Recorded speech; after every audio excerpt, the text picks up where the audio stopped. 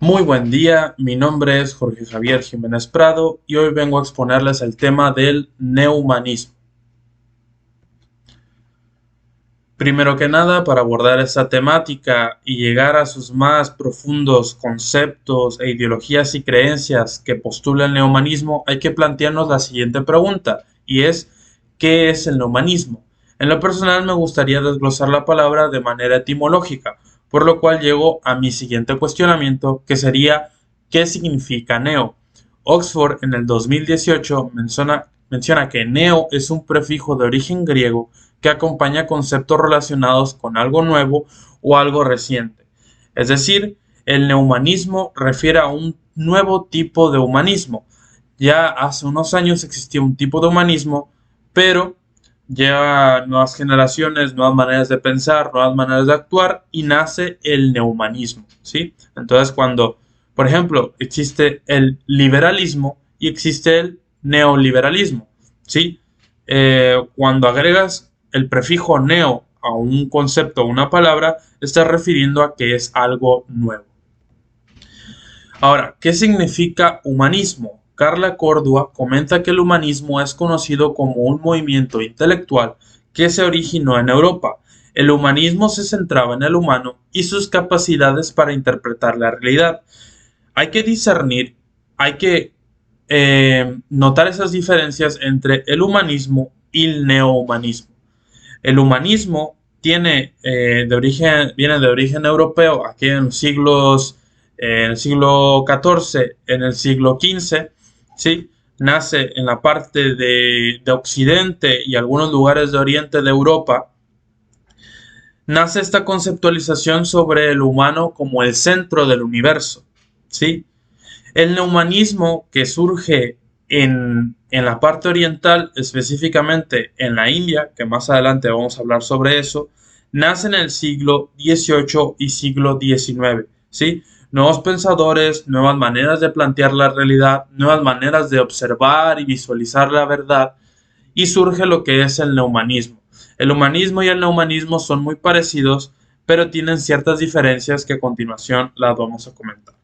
Ahora que más o menos desglosamos etimológicamente la palabra neumanismo, vamos con lo siguiente. Como les comentaba, el humanismo propone una contraparte de la deidad como eje principal. Es decir, antes, en aquellos siglos, inclusive en la actualidad, a veces a Dios se le concibe como el centro del universo, ¿sí? Todo lo explican en base a deidades. Es decir, si tú quieres explicar una realidad o una verdad, utilizaban como argumentación la existencia de un Dios. Entonces llega el humanismo y plantea ya no a Dios como el centro de las verdades, sino al humano como centro de la verdad absoluta y las realidades. Ahora, por medio de la cognición, el razonamiento, el análisis, principalmente argumentos científicos, se explica la realidad y se explica la cotidianidad. Un ejemplo muy claro es cuando ocurría algún fenómeno natural, decían, bueno, pues llegó un demonio y asesinó a miles de personas. Cuando ocurría un terremoto o un tsunami, son obras de Dios. Cuando llovía, era el Dios de la lluvia. Cuando salía el sol, era el Dios del sol. Cuando salía la luna, era el Dios de la luna.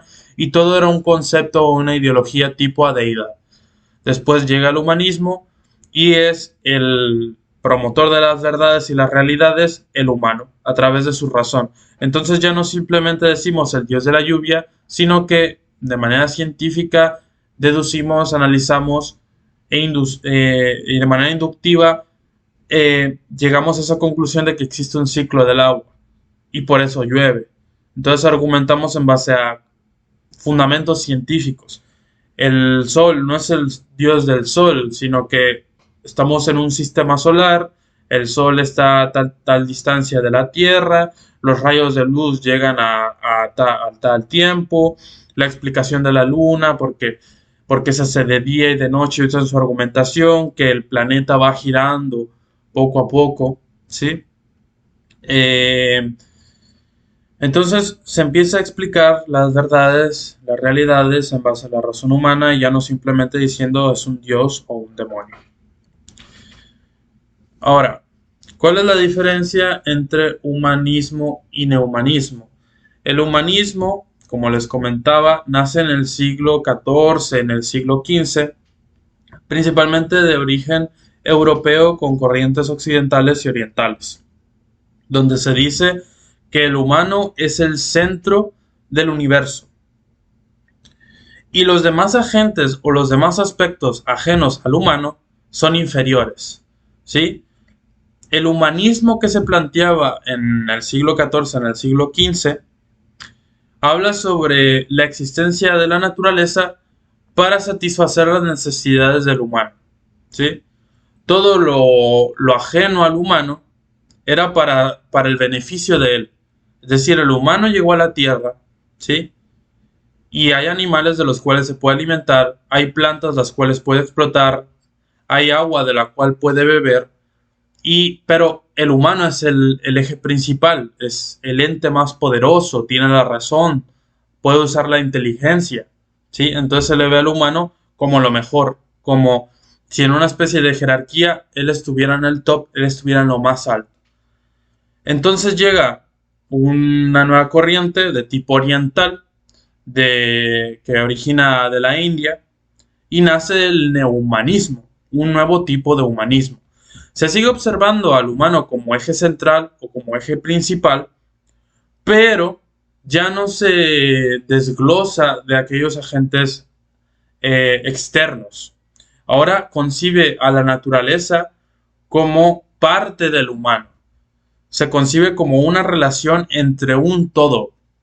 Es decir, ya no simplemente la flora y la fauna sirve para alimentarnos. Ahora comprendemos que el humano se relaciona con la flora, se relaciona con la fauna y se inicia este tipo de pensamiento en el que tenemos que respetar a los animales, en el que tenemos que respetar a las plantas porque son también seres vivos que tienen valor. Es ahí el punto. El humanismo del siglo XIV al siglo XV solo ve al humano como el único con valor y lo demás no tiene valor. Y el neohumanismo que se plantea del siglo XVIII al siglo XIX se concibe a todo el mundo, a todo el planeta y todo lo que hay dentro de sus ecosistemas como algo con valor e importancia. ¿Sí?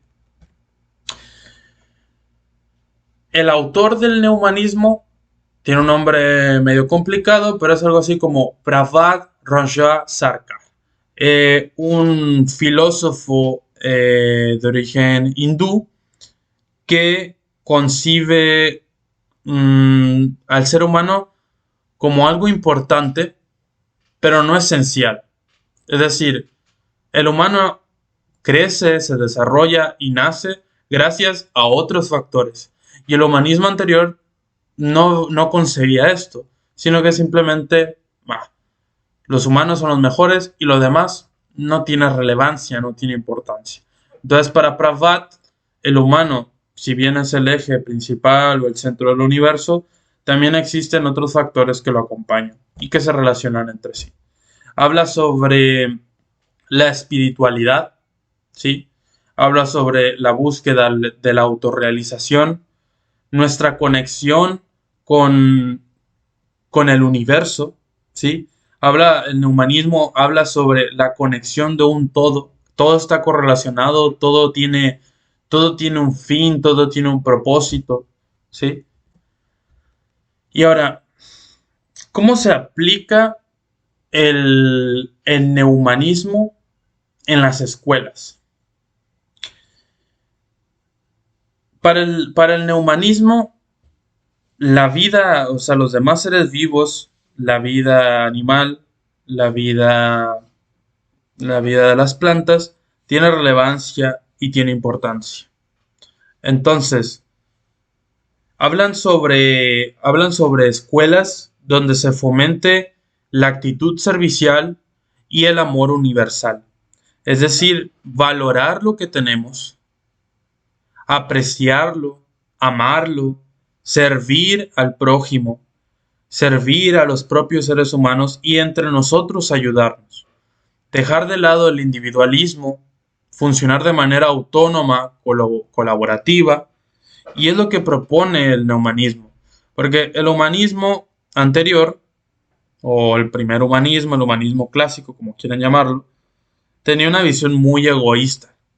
Entonces llega Prabhat con su neumanismo y plantea una idea más de tipo solidaridad, donde se fomente la colaboración, ¿sí? Y sobre todo respetar a lo que nos rodea. Esos objetos que si bien no se mueven, tal vez no piensan, claramente algunos sienten, estamos hablando de animales, de plantas, aprender a valorarlos. Sería todo por mi parte, sin nada más que agregar. Mi nombre es Jorge Javier Jiménez Prado, les expuse el tema del humanismo, espero que no les haya quedado dudas, si es así pueden dejarlo en la caja de comentarios y con gusto les responderé. Nos vemos hasta la próxima y que tengan un excelente día.